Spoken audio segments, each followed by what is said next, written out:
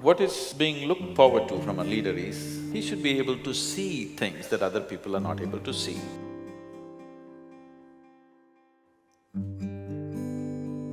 Leadership is not about you asserting yourself over somebody.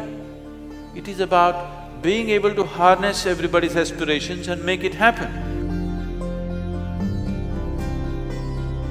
What difference can you make in the world is no more in terms of charity. How innovative is your business? That's the business right now. The success, even in a business space, is about growth. How many people are you touching? How vast is your operations? This is the growth of a business, not necessarily how much gold have you kept. For the very first time in the history of humanity, we have the necessary resource, we have the necessary capability, we have the necessary technology to address every human problem on the planet. Even 25 years ago, we couldn't have dreamt of it. But the only thing that is missing is consciousness. We are producing enough food for 17 billion people. We are only 7 billion people, but close to half the population is starved. Not because resource is lacking, simply because consciousness is lacking. We are still thinking you versus me, we are not thinking we. Changing the consciousness of the leadership shouldn't take a long time if you find access to them. The only global mechanism on the planet is economic mechanism. Politics, military, religion, all these things are split up. Economy is one thing which bridges across all divides.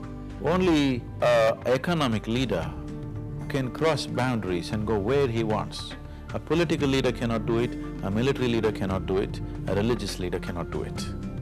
The only person who can really build what he wants across the globe is only the economic leader ultimately.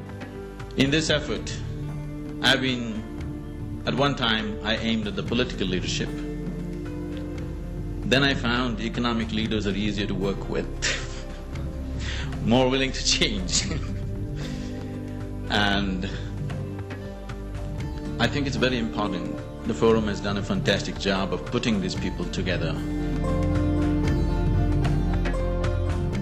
Inclusiveness means making sure every human being on this planet has an active role to play in the economic process. Once you're a leader, the very way you think, the way you feel, the way you act, every single thing that you do affects millions of people.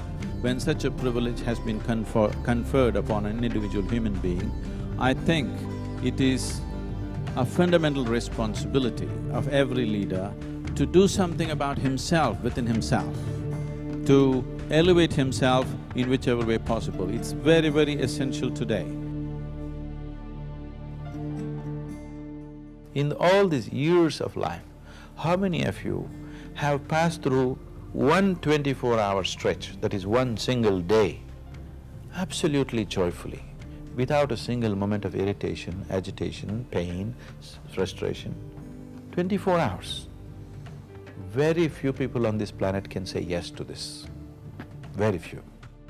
If you have to manage 1,000 minds, first of all, you must be able to manage yours, isn't it? You cannot manage your own mind, how are you going to manage 1,000 minds? The only and the worst crime that you can commit in this world, in this life, is you did not explore the full depth and potential of life. Somebody decides what I should eat, what I should wear, where I should go, where I should not go, you call this slavery. But now somebody decides what should happen within me. Is this not slavery? Anybody can make you go haywire any moment in your life. Yes, people can provoke you to lose your balance within yourself. So, if this doesn't change, your ability to master your destiny is very minimal. I would say, if you have mastery of your physical body, about 15 to 20% of your destiny is in your hands. If you have mastery over your mind, about 40 to 50% or 60% of your life and destiny is in your hands. If you have complete mastery over your life energies, then 100% of your destiny is in your hands.